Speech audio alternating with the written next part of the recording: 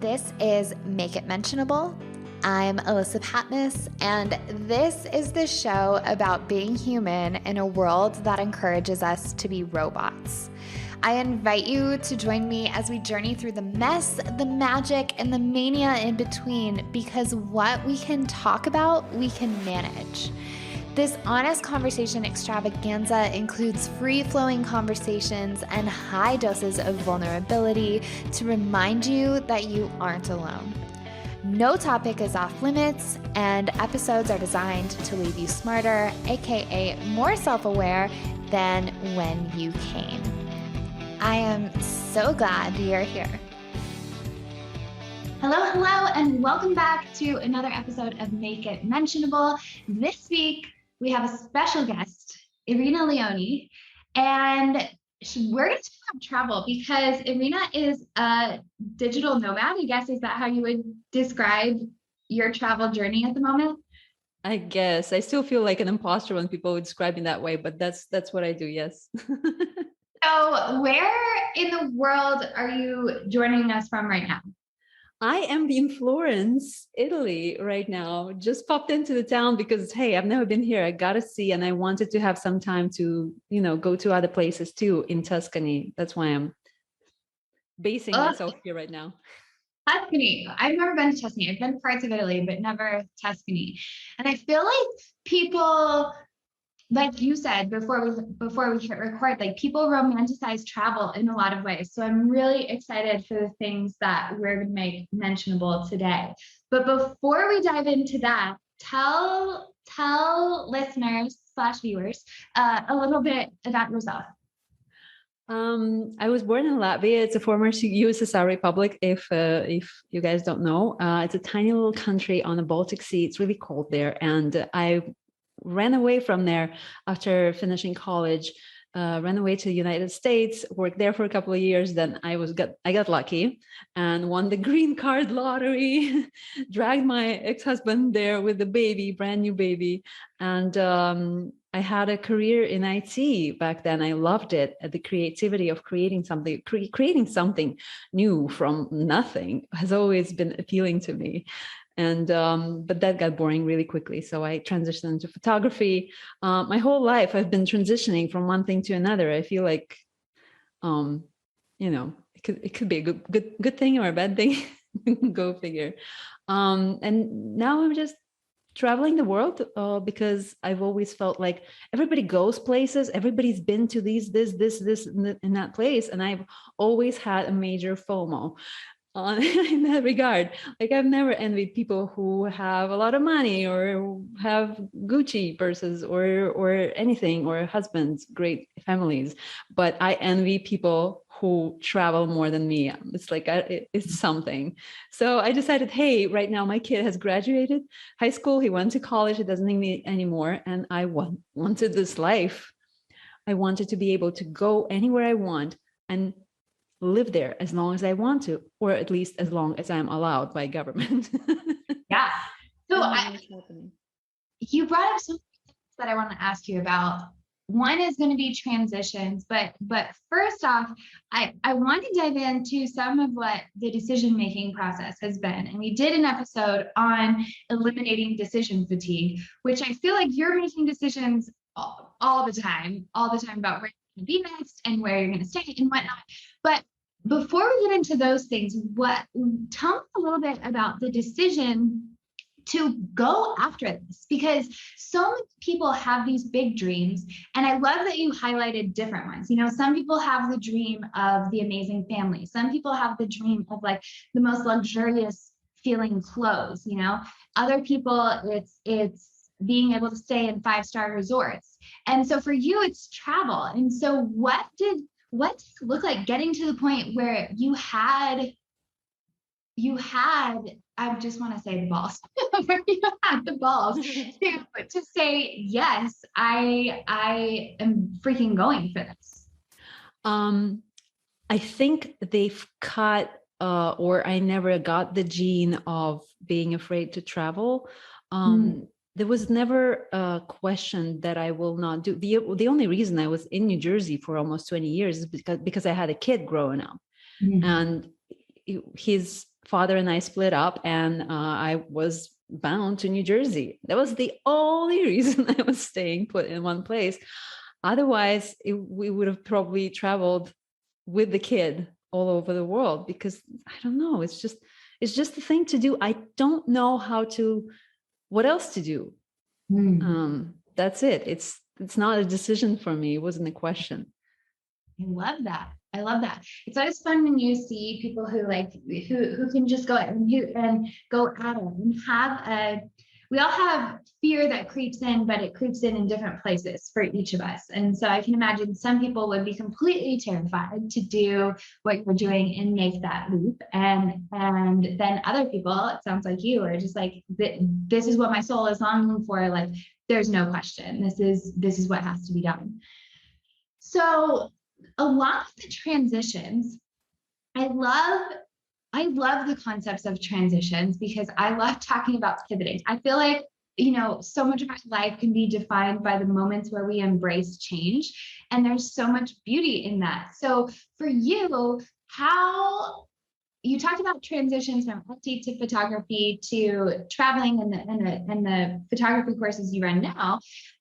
And then also, how often are you transitioning where you are? Like, what's been the pattern thus far in this journey? I'm thinking the best for me is to live somewhere anywhere between 3 to 6 months. This past year, I moved into Morocco. I went to several places before. I went to UAE, stayed in Dubai with a friend for a month or so. But then I moved to Morocco partly because the COVID situation was so great there. It was the safest place to be in the world. And I found a beautiful beach town and stayed there and totally enjoyed myself until it was just time to leave, because the government was like, come on, you overstayed, you're welcome, so now I'm planning to stay in Italy for as long as I feel like I have to, want to, whatever.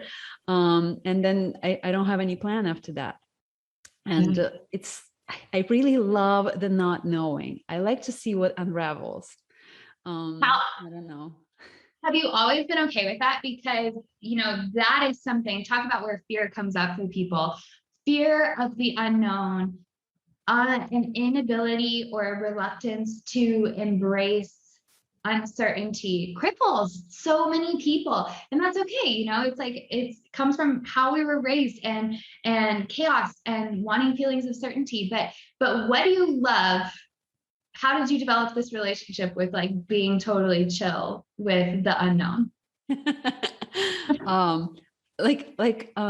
That's what I'm trying to tell you, that I don't have that thing. Somehow they didn't encrypt it in me. I don't have that fear of the unknown. I need the variety. This is one of my biggest values. I don't need to change my relationships every now and again. It's totally, I love people. Everything is fine in that regard. But to move around from place to place and discover the world, once I realized how similar we all are, yet how different the cultures can be and how enticing that is. I mean, it's safe everywhere. I was perfectly safe in Morocco, although a lot of people will go like, what, really? Yes, nicest people ever. Very different. Like, you can walk down the street and be terrified, and at the same time it's like nothing is going on. It's safe. These people just want to be loved and they want to eat. We are all so similar. And then there are language barriers and that can add fear sometimes. So I love that it sounds like for you, like the fear component is just way dialed back in this scenario. There's a book, I should totally know this author's name, but I can't remember right now. She wrote a book called Why Him, Why Her? And, in relationships, there's the two sayings. There's like opposites attract, and then there's like birds of a feather flock together. Mm-hmm. And so she talks about the differences there. And so she talks about explorers versus builders, and like builders love tradition, like building a family and having the focus be on that. And then explorers are like variety and novelty all the way. And so she talks about in that case, you need the birds of a feather flock together. If you're an explorer in a relationship with a builder, it might cause a lot of pain. But then she has this other description of how people can be, which is director versus negotiator. And so directors, are very like, they want to be in control of the situation. They shape how things go. Like there's tends to be more masculine traits in there, but she talks about the difference between those being estrogen versus testosterone driven people. And then the explorer and builder, one is dopamine driven and one is serotonin driven. And so I love the way she weaves like neurochemicals and neuroscience into this discussion around opposites attract and birds of a feather flock together, because a director might butt heads. But a director and a negotiator, like they're usually the opposites attract sort of vibe. And so I just gave a very high level description of this fabulous book. That's very interesting. But you sound so much like an explorer to me. I'm the same way. Like that's why I pick up and have no problem picking up and moving cities on a whim. Yeah. And I love it. Like to me, it feeds my soul. But my brother is the complete opposite, and he could not do what you're doing. My brother's the same way. He's like, I have no desire of ever leaving my town. Like, how is this possible that you're my brother? So one of the things, everyone who is listening, if you want fun Instagram stories, go follow Irina, because she takes you along on her travels. And so a few weeks ago, and who knows exactly when this episode is coming out, so it might be back a little bit further.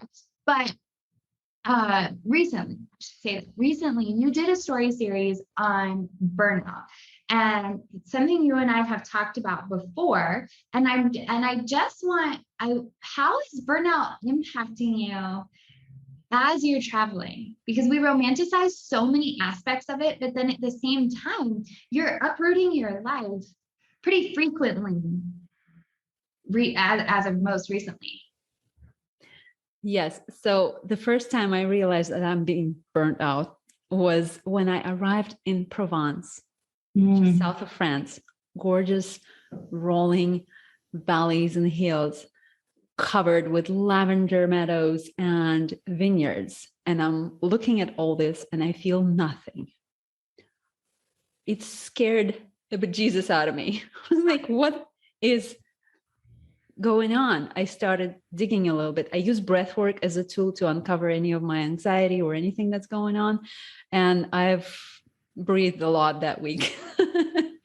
And I realized that I've just been moving too much. That's what came up for me.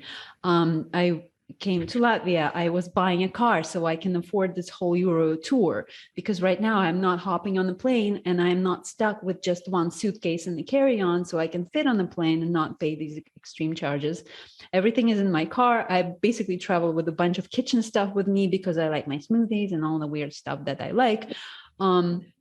So there was a lot that had to go into it. And then before that, I was for 2 weeks in Iceland living in a van. And then before, I was in the United States gallivanting across the entire country because I had clients who needed me. So I was in Texas, I was in New Mexico, I was in Colorado, I was in New Jersey seeing my son. I was just basically nonstop since beginning of June. Wow. And then I was, before getting to Provence, I was 1 week in Ingolstadt visiting my friend who's living there, who's lived there for 20 years and I haven't seen her. It was crazy. And of course, going through that, I managed to stumble upon one of these Russian influencers I follow. She was sharing a workshop with a psychologist that she's working with, and she was going through depression, actually, not even burnout. Her condition was much more serious. So they put together this amazing workshop series of 3 talking about procrastination, burnout, and depression, how to identify them, how they're different, and how to deal with them all. And we're not going to go into depression because I've never been there, thank God. But burnout is a serious thing, and if we don't address it, we end up depressed, and then the only way out of there is doctors. So what did you learn about burnout? If you can remember, how did you learn the difference between identifying procrastination and burnout, because procrastination, I think, creeps in a lot. And so I've done research on that, because procrastination, it was my thing, where I would just go to the fridge to procrastinate when I didn't want to deal with an emotion or deal with something like tough that was coming up for work. But I've also been burnt out in the past too. And it seems interesting that those buckets get so tied to, so closely tied together, but it makes sense. So how did you learn to identify burnout and some of the differences there? Right. So procrastination is basically, we still have the energy for doing stuff. We're still motivated. We use the, okay, so my dishes are not done. I'm going to do those because I can't sit here and do work and write a blog post looking at the dirty dishes. That's procrastination, pure form. Any kind of avoidance of something harder is procrastination. If you're still doing something, you're not in bed, you're not binging on some series on Netflix, then you're not burnt out. Mm-hmm. Then you have to just get your act together and start working.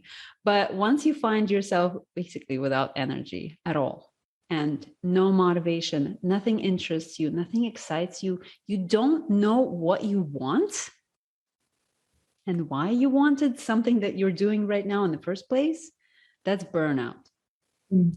And the longer you stay there, the quicker it turns into depression. Yeah. And the harder it is. I said, and the harder it can be to get out of it. And so for you, then you're in Provence and all of a sudden you find yourself with no energy. Is that right? That's right. I was dog sitting at that same moment at that time in Provence for a month. So I had these two cute Cairn terriers that I was supposed to walk twice a day. And they were basically what would drag me out of bed in the morning and outside every day. And one of the ways to treat burnout is to go on walks and be in nature. So I had a lot of that going on. So that helped me. And of course, listening to these two ladies talk about burnout for, I don't know, 2 or 3 hours, I felt like very well supported. And they were giving so many examples of what works for them. The key is to not follow anybody's specific advice and find what works for you. Because for some people, walks would not work. Some people just hate walking without purpose. Right. They can't stand being in nature, for example. They prefer, I don't know what they prefer. Everybody's different.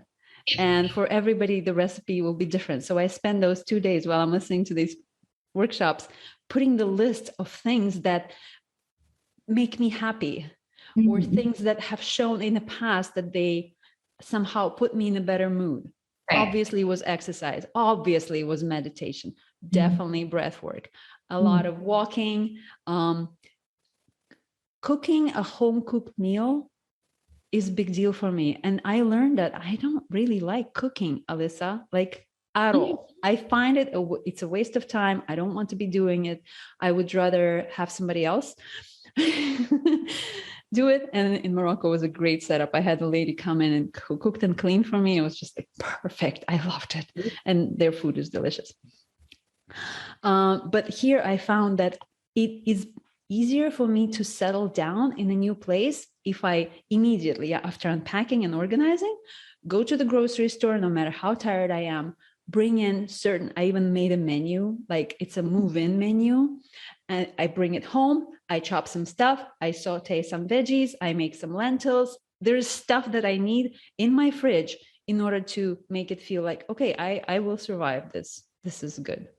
That is so great. I love that you said the recipe is different for everyone, because that's so true in general. Like with any advice that's given, we have to be able to filter it through our own critical thinking lens. And I don't always see people doing that. Like they're just so happy to take on this dream. So people take on dreams of other people's right now, just because we see so many of the same pictures on social media. And taking the time to reconnect with yourself. I find that for me, burnout has happened for me in the times where I've just become disconnected from myself, like doing something, but not really sure why I'm doing it and losing that sense of purpose in it. And then I go into the painful part. And so the list of like, what is making me happy? What is going well? What do I enjoy? That has been helpful for me in the past too. I find it funny that you don't like cooking. I love cooking. Cooking is like the creative outlet for me. If I don't get to cook, I get frustrated. And then also what you said about the menu brings me back to the decision fatigue element. And just having that menu, it cuts out what you have to buy at the grocery store each time when you're in a new place. You're not having to make these same decisions over and over and over again, which I imagine is like this unconscious breath of fresh air to be like, okay, I know the plan for at least the first day or a day and a half, like when I'm here. Yes, and because every country is different, you don't know what kind of foods you're gonna encounter in the stores. So I'm limiting myself to the fresh food section, fresh vegetables, fresh fruits, and this list is always there. Like I have not found lentils in the store in my entire life. Seriously, it's like a staple food everywhere. So that helps a lot. Yep. So when you found yourself there, then once you started actively doing some of those things, if you don't mind sharing, how long did it take you to feel like you could recognize your energy again? Right away, basically, it was very quick for me. One major mistake that I was doing that they identified for me is you shouldn't be binging on anything or watching any movies during the burnout. It's much better, read a book, but nothing like dramatic, like nothing where you're holding your breath until the 5 pages passed, because this drama is seeping into our life and is contributing to burnout. So I immediately stopped doing that because this is the first thing I would lean on when I feel tired. I'm like, I'm just gonna watch something and let the life pass. Yeah. Once you stop that, once you just start, and I always get enough sleep. I love sleep. This is the thing that nobody can take away from me. And so it was quick. Once I knew what not to do, and also the fact that I've discovered this new knowledge, which is always contributing to your excitement. Yeah, like, oh my God, I landed on something. That's great. And I think it's always good to hear that it doesn't always have to take a super long time to have a shift. And I love what you said about not binge watching things, because, we take in, just like we take in all the pictures on social media, like we take in the plot lines of all of these super dramatic shows, of which there are so many now. Like I remember, back when all of us were just watching cable, there's like a limited set of choices for what to watch. But now there's Hulu and Netflix and Amazon Prime, and they all have originals, and there's 50 million, obvious exaggeration, but not really. And they're so good. Just to watch. And then everyone's talking about it, and it's like, have you seen this? Have you seen this? And I'm like, I know, but there is such a high mental cost to that in absorbing these narratives. And the thing is that a plot line, 3/4 of the plot is meant to have tension and suspense and drama, and to play on all of these things that we experience in a glorified, dramatic fashion. Yes. It's not always great for us to consume, especially if we're not in a place where we're clearly able to delineate, like, this isn't my reality. This is fiction. And yet, when we're in these moments of turmoil and inner turmoil, we end up over-identifying with the storylines, I feel like. Yes. Social media is also contributing to burnout, and watching TV, definitely. All these news. About that.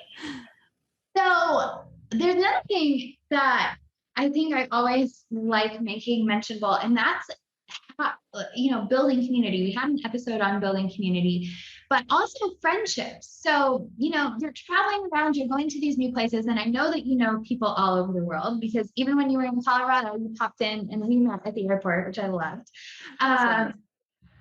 But you're going to all these new places, renting new spaces. So you have new places and spaces, but then you also have all these new faces. And so what is it like building relationships in these areas? Is it a priority for you? How do you go about it? It definitely is. So one thing I have to mention is that during the burnout phase, I identified that spending time with people soothes me, even though I'm an introvert. So that was a surprise. This is why I'm telling everybody, don't follow anybody's advice. Find your own recipe for the burnout fix. So yes, I'm making it a point to actually meet people. I will talk to anybody on the street who I can have even a little bit of the rapport. Like in Nice, I was talking to the banana guy downstairs, right next to the door entrance to my hotel. For some reason, he found it entertaining that I didn't speak any French, and he was making fun of the way I say banana. Weird.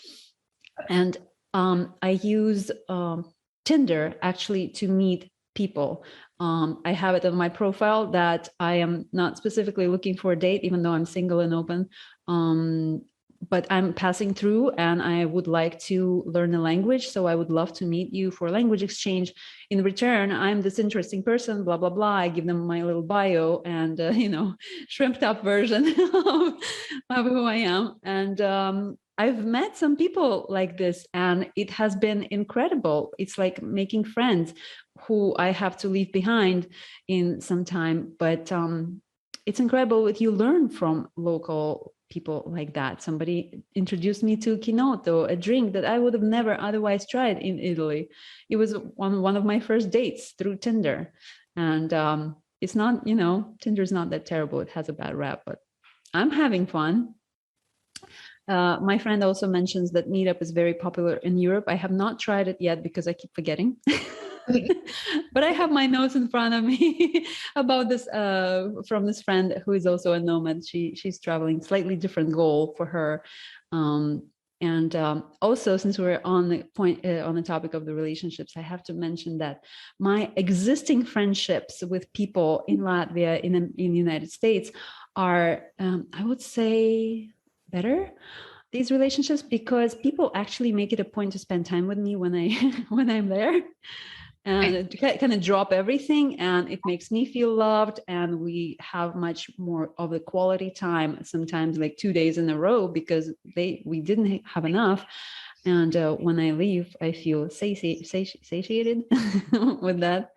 So that kind of works out. Beautiful. I don't know that I would have expected you to say that, but it makes sense with how you're explaining it. I think it's great too.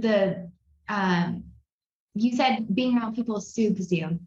And I'm the weird person who, for me to get into like the most flow state, like I love working in a loud bar, which is weird, I'm aware, but I love being around strangers, but able to be like in my own bubble. So like I will play loud bar noise on YouTube when I'm working sometimes. That's cool. What a great idea.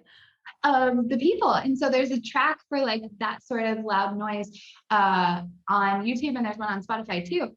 But coffee shops aren't the same for me because they're too quiet. Like you can zone in on one conversation, and that doesn't work for me. And so I love being around strangers.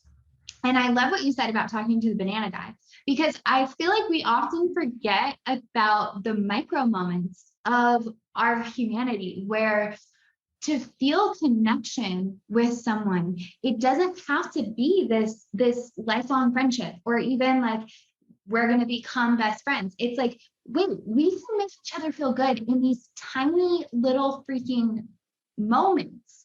And for people not to be threatened by that, like, especially if you're in a relationship, but like for people not to be threatened by that, for people to embrace it and like take the risk of, hey, maybe there's a 5-minute conversation that just like feels really good or brightens my day. I think that's so powerful. So how often are you engaging in those, and how does it make you feel when you're traveling?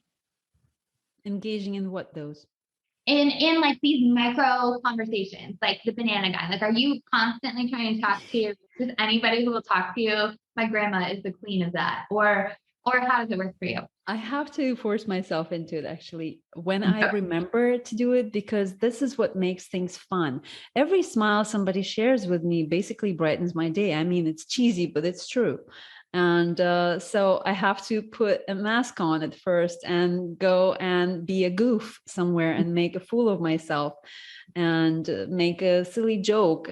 Jokes don't translate very well, so you have to kind of just act it out in a way and just be clumsy, obviously clumsy, sometimes exaggerated. Somehow people are attracted to that, and then they start taking care of you all of a sudden. And long story short, you're talking, and somehow like this old lady in the store the other day in La Spezia, which is in Cinque Terre.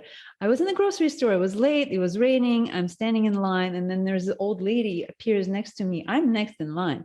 She shows up next to me, and she's standing holding, I don't remember, yogurt or something in her hands, and I'm like, gesturing to her to get in front of me and go ahead. Like I should have asked people behind me, but I just did it.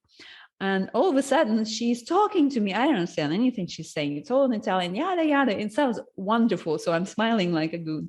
And a few minutes later, I realized she's going to introduce me to her nephew. I understand a few things. I'm already being introduced to a family member and a friend outside waiting for her. And she was so happy that I just let her, whatever. Those things happen. And you kind of have to be open to them. And when you're traveling and you're alone all the time, you have to make an effort, because otherwise you're just in that zone of observation and survival mode. Yeah. So you mentioned lonely, and I wanted to ask you, like, in this journey, like, you made this journey for yourself of like, I want to travel the world, and like, it just needs to happen. You're also doing it by yourself. And so like, is it lonely? Like what comes up? I've not felt lonely in a very long time, unless I'm down. When we feel down, the reason could be anything. It could be hormones, it could be weather, it could be that you haven't worked on your business for a couple of days and you're behind, and then you're feeling like you will never get what you want to get. Things just accumulate and crush on you. But normal feeling of loneliness, it's been maybe 4 or 5 years since I felt that way. I enjoy my company. I like my space. I like that I don't have to compromise with anybody. I've not been in a good, serious relationship in like ever. So I don't feel like I'm missing out on anything. I see my friends and I'm happy for them. But like I said, I never envied a good relationship. It's the travel that I want. And the fact that I can just take off and go anywhere I want and not discuss with anybody what kind of apartment we have to rent, or it can get really complicated really fast unless the guy is really easygoing, because I'm anal. I need everything the way I want it to be. Yeah. And it's nice what you said about liking your own company, because some people, they get the itch to travel, but really it's the itch to avoid something. It's like, hey, I need to take a vacation because I want to avoid something, but you can't avoid yourself. You end up with yourself wherever you are in the world. Okay, something just came up for me. I laughed in my head. Have you ever wanted to, like, after you had a breakup, have you ever wanted to just drop everything and move to another town or another state or another country? Has it ever happened to you? I've done it twice. Yeah. Actually, you did, yes. So I always wanted to do it, but I never had actual chance to do it.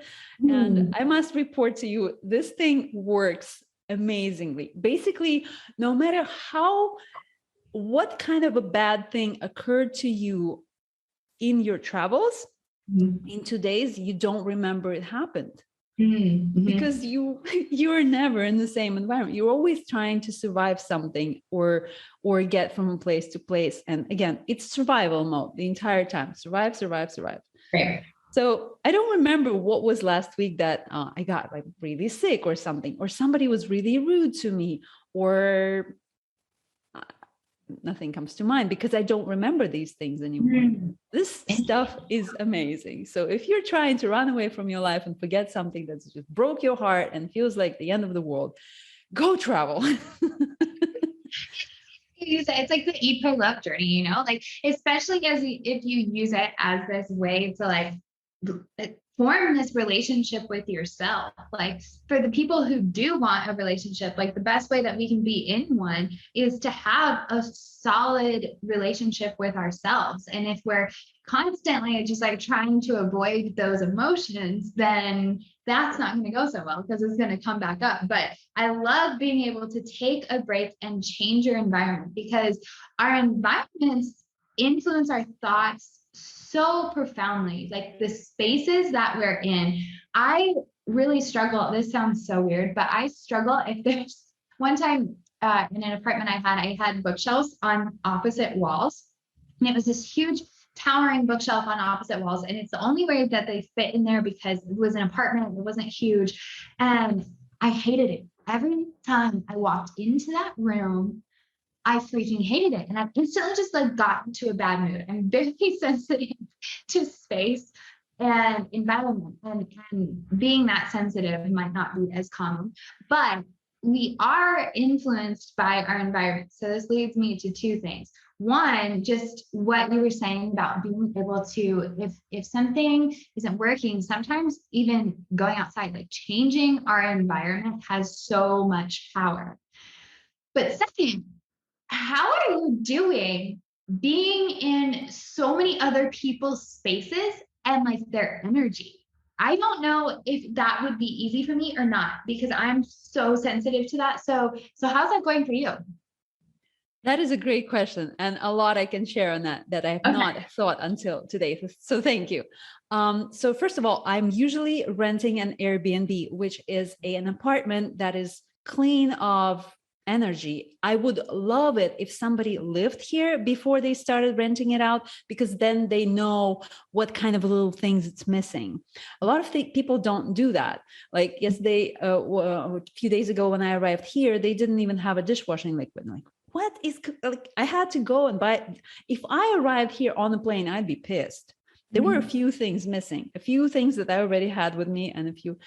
So this apartment has never been lived in by anybody, like permanently. So it's clean. It's clear of the anything. Like there's nothing here that shouldn't be here.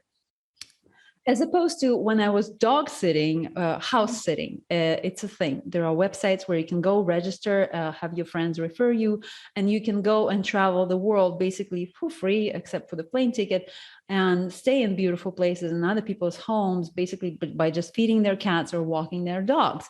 It's a great way, and a lot of people do it that way. So I decided to try it because, hey, I like saving money. And it was great. I was in Provence for 1 month and the dogs were cute and not a big deal to do any of that. But the house was somebody else's house. And as nice as it was, there was somebody else's energy there. Now, the woman is a very interesting person, and all the books that she had on her bookshelves, I actually had fun with. But also there were things that just, I wouldn't have them the way they were. And it was just basically accepting how it is and knowing that I will move eventually from here. And it being what it is, 3 days later, it stops bothering you, because how much can you be annoyed at it? Right. As long as you like let yourself feel it, like the getting to the acceptance phase, like you said, the word acceptance, I think becomes really, really important. For me, with the competing bookshelves, I definitely could not let it go. Like I could not get to the acceptance phase. And that was a struggle. But there was a piece of furniture that Jeff had when we were moving in together. And I wasn't sure that I loved it. You would love it. I wish I could flip my computer around. Like it's great for photo things. And it has and different colors. So like I hear your voice in my head going through that. And so it's a great piece, but I wasn't sure that I could accept it. And so a friend came over and she gave me this idea. She saw me like sitting uncomfortably in it when we first started talking. And by the end, she slowly started seeing me like sink into it. And then she's like, you need to do a photo shoot in this and like shove some crystals and do the cushions and just like own it. And I'm not an overly crystal oriented person, but I have 2 or 3 that mean something to me. And so then I freaking like owned this piece of furniture and completely accepted it. And now it's in my office. But it's funny how these things in our spaces that we can get super fixated on them and they influence our moods, and getting to that place of acceptance can be so important. Yes, I guess it's different for everything. I was lucky so far. That's great. And when you're wait, I'm going to backtrack. If someone was thinking like, okay, I'm sitting at home and I know I've had this itch, and maybe this conversation is like the sign that they asked for, where it's like, I should go travel. What would you tell someone to start that journey? Prepare a list of things that please you, things that you only do for yourself. Lighting candles, listening to your favorite artists on Spotify, listening to podcasts, like all the things that will prevent your burnout. Make a system, and don't plan to oh my God, something just came to my head. Don't rent an apartment for a month at one spot. Like if you are not sure whether you're going to like that city or not, just book something for a week, stay for a week. If you like it, if you feel like you want to stay there, then go out and rent something more long-term and through locals, which will be a little more affordable and accessible when you're already there. I think that's the most important thing. Go ahead. Sorry. And the other thing to think about is what is your goal? Do you want to make it your life? Like I did, I got rid of my home in New Jersey, car, everything, all my possessions, whatever I wanted to keep, some not memorabilia. What's the word? Memories. Sorry. English is my 3rd or 4th language. I forget. Everything was gone, and I took all the money that I would typically use to pay my bills. I used that money to travel. So I'm actually saving money by traveling as opposed to living in the United States, which will be the case for most people I know, unless you live somewhere completely in suburbs of something in the middle of America. Maybe that is cheaper. I don't know. Yes. But anywhere on the coast, seriously, cheaper to travel than to live there. So it's affordable. You can do it. If money is what stops you, you can do this. You don't have to pay the rent and travel. You don't have to pay the mortgage and travel. You can, if it's a good time to sell your house and go traveling. You can always buy another house. Unless you're so in love with your house, that's a different story. Preparing yourself for this, just go where you want, where you dreamed of going. Like I wanted to live in Morocco, I wanted to live in Italy. So I'm covering these 2 bases now. I'm not sure where else I want to live. I already lived in the United States. You have any ideas? Let me know. I don't know where. Actually, there is a gorgeous place in Italy. I was in a small town, Pisagno. I might have butchered the name, but it's right near like Como. It's a very, very small town in the mountains, but the mountains are freaking gorgeous. And the guy I was dating at the time, his stepmom is Italian, and so she grew up there, and so her entire family, like she has extended cousins, like the whole town is her family. And so we went there for a month and stayed. And there's just something that's so different about going somewhere and living there versus it just being a vacation. There's something that can be really, really fun about that. But that town is gorgeous. So I would recommend that while you're in Italy. Have you done the North yet? That's just what I was going to ask you. I've been there with my son. That was our first trip to Italy. I loved it, absolutely. But I want to go back and stay. I'm planning to live in Verona for a few months after the winter is over. I like warmth. I'm going to spend the time in Sicily and then drive north when it's warmer. Verona, see the Dolomites, explore the entire region there. It's gorgeous. And I loved Como. It's just heaven on earth. Oh my goodness. Yes. We would drive over there and get gelato and look at the water. And it's amazing. When I had a question, but it's blanking me at the moment, which occasionally happens. Do you ever feel like, is it in the cards for you to have a home base again? I would like to have a home base. I would like to have a home base just because I love all the things that I find during travels. And I can't really send them into stores. There's nobody there to accept the package. So now I have some things in Morocco, some things in Latvia, some things in New Jersey, some things in Colorado.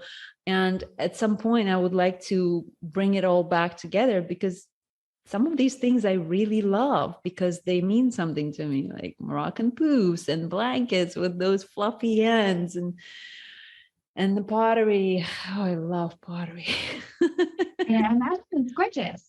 Plus, okay, so this brings me to one other thing I want to talk about. So you're a photographer and you're obsessed with the senses. And what I love about the photos that you take is that they incorporate different elements than just the eyes. So many designers just design for our eyes, for the visual component of it. But what about how things feel? What about what are the sounds in a space? Like, what does it smell like? And that is a lot of what your philosophy is in a photo. And so how is your travel informing your photography in that way? It's finding textures. Like, I don't know about you and your experience living in the United States, but in New Jersey, I found it extremely boring to photograph anybody. Like, I had to be so creative to find something interesting to incorporate as a part of a location. Like, props are props. We can figure out props. But where do I take a client where it looks cool or peaceful or warm or, soft? There's no textures there. They've designed America without any United States, without any relationship with senses. If you look at Europe, everything is stone. There's a lot of stone. Sometimes it's iron, but it's a lot of stone, a lot of texture, a lot of wood, a lot of warmth, a lot of grain, a lot of smells. Where do I begin? Well, so it depends on the location. Every time I show up somewhere, my professional training that I took myself through is finding places that I like. And I typically just mark them on my Google Maps and leave a label saying, it's a weird tree triangle with these branches that lean down so nicely that if you put a person in front of them, then the portrait will be like very geometrical, things like that. So I just leave myself notes like that. If at some point somebody around that location hires me, I know the spot already, and or I know what to look for at least.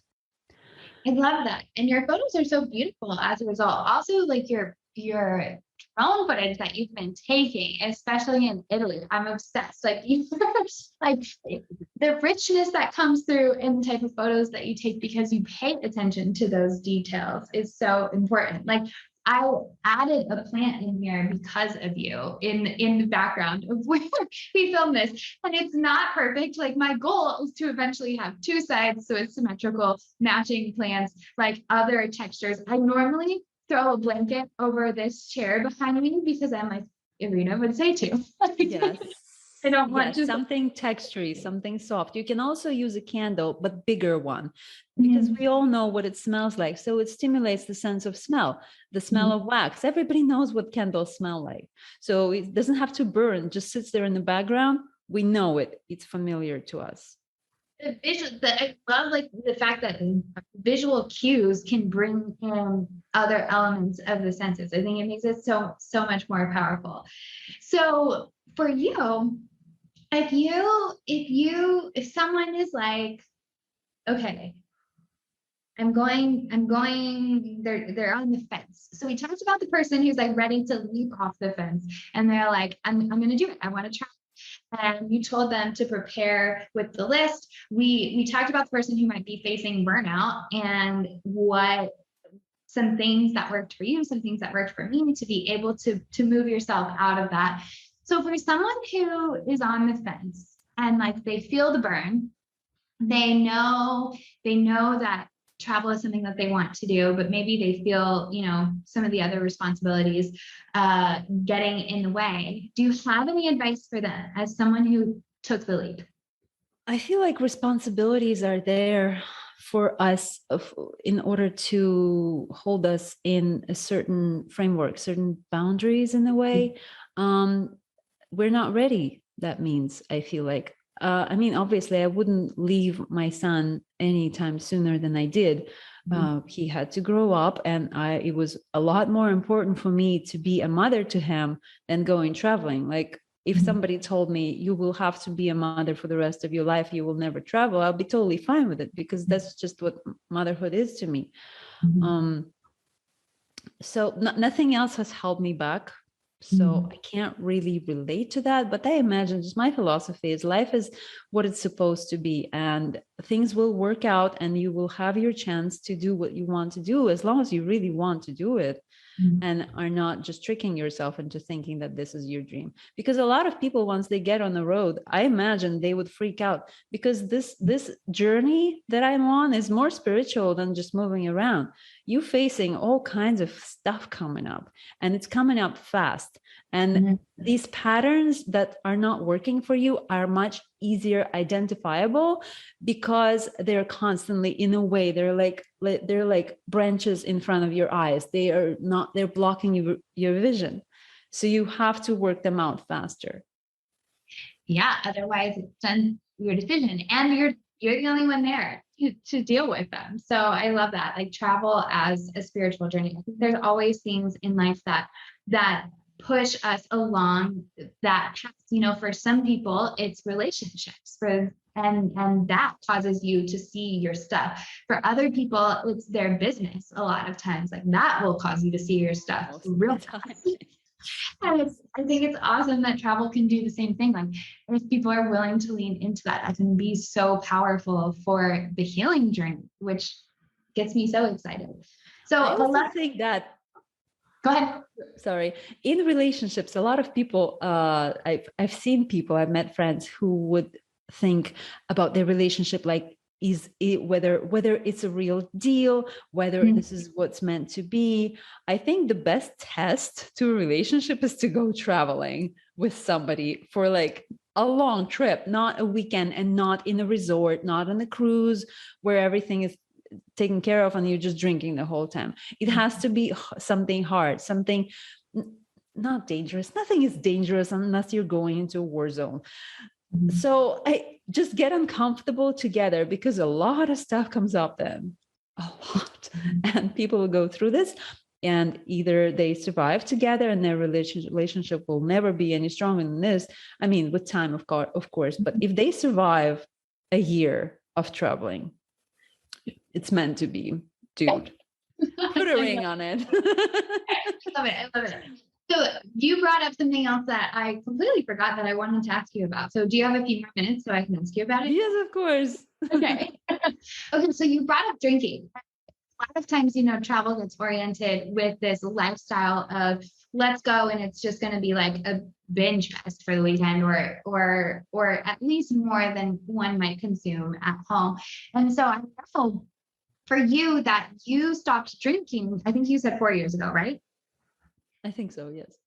And so I want to know a little bit more about that story. And the reason why is I think so many of us, like in today's culture, we default to booze being the like social lubricant where it's like I get more comfortable interacting with people, or it's like, oh, we're going to dinner and it's like about the drinks, like it, rather than these other culture building things. So I want to know what your journey has been like being sober while traveling.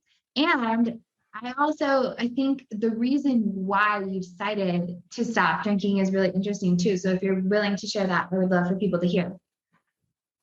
Being sober while traveling, I can't imagine it being any other way because I've not started traveling that long ago. And this entire journey has been sober since I've moved out a year and a few months ago from the United States. I would say the thought of drinking while I'm living this life makes me anxious, to be honest, because you have to be on point. You're in a survival mode. I can't imagine.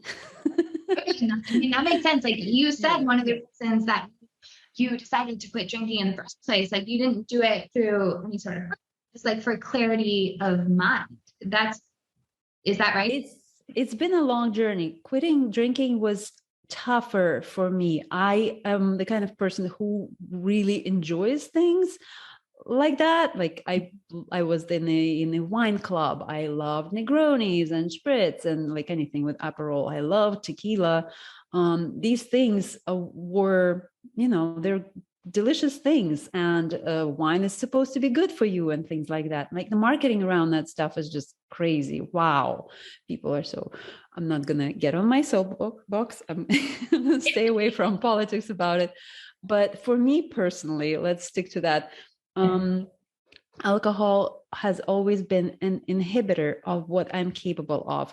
I found that the depth of my emotional capacities increased dramatically, and I knew that's what's going to happen. I have tried quitting before. The most I was able to go without alcohol before I quit for good was 1 year, and that year was one of the clearest years of my life.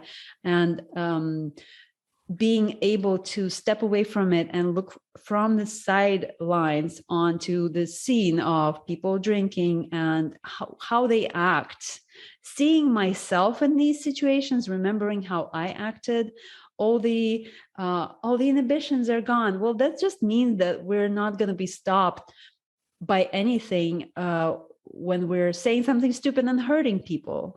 We're the social lubricant. It's an illusion. We are still doing what we would do, but we're not. There's no social block anymore. That's not a good thing. Emotional depth, the clarity of mind. Oh my goodness. I think I lived in a fog my entire life. And it also affected my relationships. I would accept people in my life who without the lubricant were not acceptable, really. I've dated a guy for a very long time, lubricating myself just because otherwise I just wouldn't accept him. Who does this? It was so easy for me to make that decision. Once I was out of that relationship, I was like, what are you doing to yourself? Why? You're a mother. You have a wonderful kid growing up. What kind of an example? It's just no brainer. It was harder to quit than to decide to.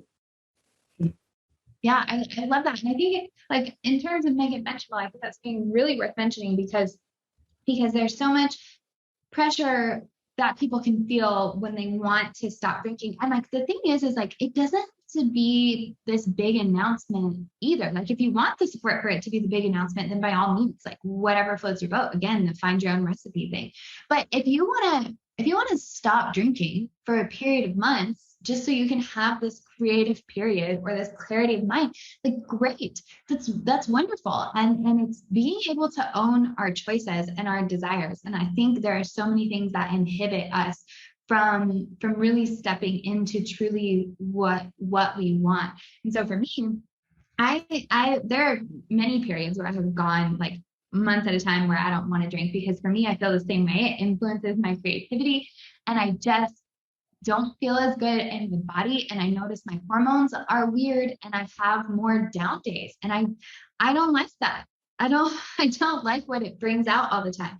And so now, like, if I am going to drink an espresso martini is my favorite because I like the balance there. But I think I probably have like 1 or 2 drinks a week, and that's what works for me right now. And it's a conscious decision to do it. There's a huge difference for me between when I was unconsciously drinking to avoid emotions or to put up with things, or just because it was like what's happening around me, versus like, okay, I'm consciously okay with me having this drink right now. I know I might not feel the same in my body in the exact same way, but I can accept that and it's okay. But that, I feel like people oftentimes have an aversion, like they're worried that people are going to judge them when they're out if they say no, like I'm not having any alcohol or whatnot. So how have you dealt with that? Has that been a thing for you at all? I really care what people think about me. So again, genetics, that's good. I would say being confident and owning it is the only way to be about it. You can go around and wiggle yourself and make yourself smaller and try to excuse yourself, but at the end of the day you have to own it. It's your decision and it's no discussion. It's not on the table. It's just not on the table for me. When I'm out somewhere and somebody's already pouring and handing me a wine, like, France, Italy, seriously, people look at me wrong. Like, what? Are you sick? Are you dying? Yeah. No, you don't take time to explain it, and they have to accept it. That's all. This is just the basic, I guess, communication maneuver. You can, if you don't want to talk about something, you don't talk about something, and you switch to another topic, and that everybody moved on. Yeah. Not making it a big deal. Yeah. So basic, but at the same time, it's something that's like so hard for people to do.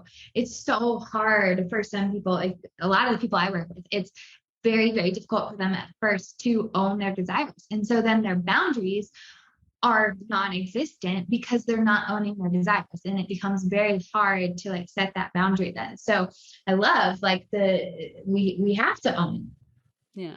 And then they're saying, it's funny, but I used it. I would just tell people that I'm in AA. They leave you alone.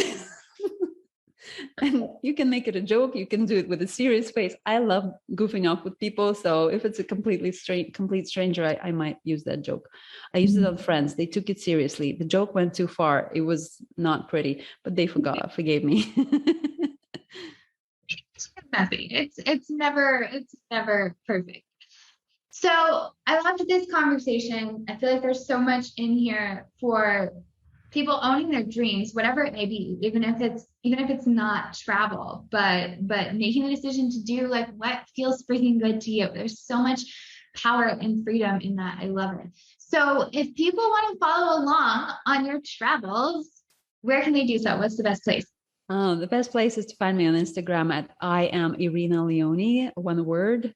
I post stories. All my travels are in stories. It's a business account, so I promote my work and my products. Sometimes I'm a branding photographer, so I post a lot about branding tips for online coaches. But there's some travel popping up here and there. Well, your tips are like, if anyone's traveling, your photo tips go hand in hand because they're going to have way better photos from whatever they're doing. Enjoy. You're so sweet. Thank you so much for being here. And for those of you listening, if you want to join the community, we talk about communication, we dive deeper into podcast episodes. You can do so at alyssapatmos.com/community. We can continue the conversation there. I would love to see you. Irina, thank you so much for being here. Thank you for having me. This was fun. And tune in next time for another episode of Make It Mentionable. See you soon.